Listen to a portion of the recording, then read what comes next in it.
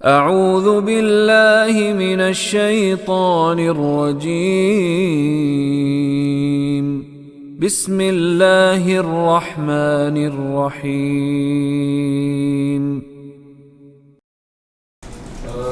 آپ کی کلاس کے پروسیس سے یہ پتہ چلا کہ یہ 1400 سال پہلے جو قرآن آیا تھا تدریجاً آیا، اس سے پہلے اللہ نے اوپر لوہے محفوظ میں رکھا ہوا تھا۔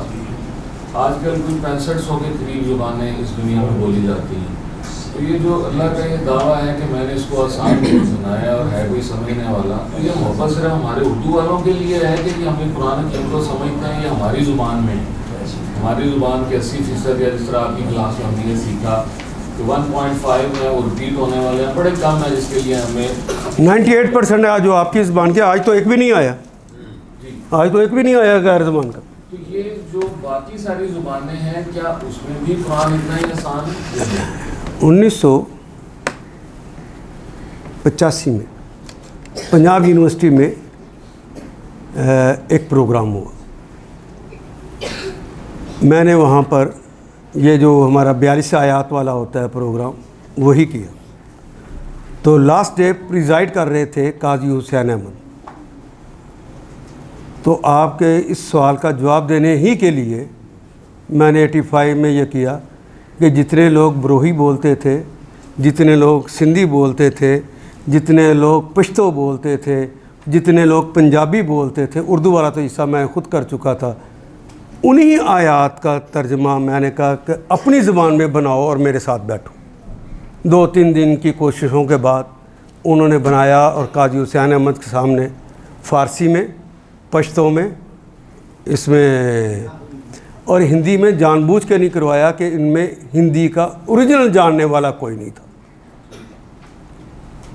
ان ساری زبانوں میں کام کرنے والے لوگ انہوں نے بورڈ کے اوپر اسی طرح دائرے لگائے جس طرح میں نے اردو کے دائرے لگائے۔ اگلی بات، میری ایک اسٹوڈنٹ تھی، وہ برٹش تھی، اس کی شادی ایک جس طرح ہمارے بارڈ لا کرنے جاتے ہیں وہاں سے گوری ساتھ لے آتے ہیں، وہ لے آئے۔ اس نے میری مسلمان ہو گئی، میری کلاس میں آنا شروع کر دیا۔ تو میں نے اسے کہا کہ بلکہ اس نے خود کہا کہ کوئی کام مجھے بھی سونپے۔ میں کہا جس طرح میں اردو میں کرتا ہوں تو یہ زبان کام جو ہے اہل زبان کا ہی ہوتا ہے، صرف وہی کر سکتے ہیں، ویسے اردو کو جاننے والا کوئی نہیں کر سکتا۔ لیکن آپ چونکہ اہل زبان ہیں تو آپ انگریزی کے کلمات اس طرح بنائیں، کہیں صوتیات کے اعتبار سے ملیں گے، کہیں پر اپنی اشکال کے اعتبار سے ملیں گے، آپ ذرا کام کریں۔ اس نے کام شروع کیا، پھر ایک دم غائب ہو گئی۔ تو جب میں نے پتہ کروایا تو پتہ چلا کہ وکیل صاحب جذباتی آدمی تھے، ایک ہی مجلس میں 3 طلاقیں دے کے اسے واپس بھیج دی، بدقسمتی سے رہ گیا۔ اور سوچ یہ ہے،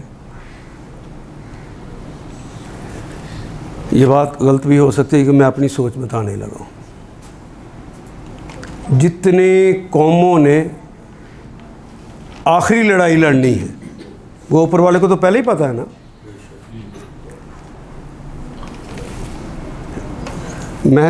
امام مہدی سے لے کر مسیح موعود تک کا زمانہ اور آخری لڑائی اور قیامت کا برپا ہونا، دین کا مکمل غالب ہونا، اس لڑائی میں تاجکوں نے، ازبک لوگوں نے، جس نے لینا ہے، ان ساری زبانوں کے اندر یہ انتہائی قریب کر دیا گیا۔ جنہوں نے نہیں لینا اتنا وہ ان کے لیے دور ہے، ترتیب بھی یہ قائم ہوئی۔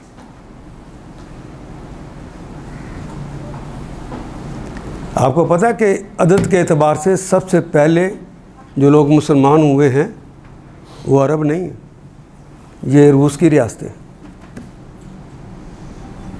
پھر ملائیشیا کا نمبر آتا ہے،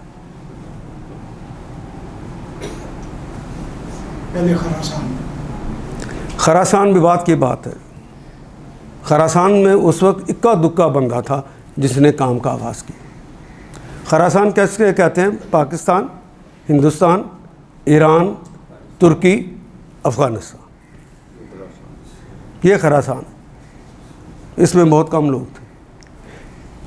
بلکہ افغانستان کی نسبت 27 آدمیوں کا نام ملتا ہے جن کی ملاقات محمد رسول اللہ سے بھی تھی، جو کہ ہندوستان کے رہنے والے تھے، اور وہ سارے جاٹ تھے. یہ بھی بات ہے، حدیث میں آتا ہے جاٹ تھے. 27 افراد جاٹ تھے، جاٹ، اور تھے وہ تاجر. اور جس وقت نبی صلی اللہ علیہ وسلم معراج پر گئے ہیں تو چوتھے آسمان کا تذکرہ کرتے ہوئے کہا وہاں حضرت موسیٰ سے ملاقات ہوئی، اور موسیٰ سے ملاقات ہوئی تو ان کا رنگ ہندوستان کے جاٹوں جیسا تھا. میں کہ جاٹ جو ہے ان کے لیے تو بڑی خوش قسمتی کی بات کہ محمد رسول اللہ 1400 سال پہلے ان کے لیے کیا کیا تذکرے کرتے گئے.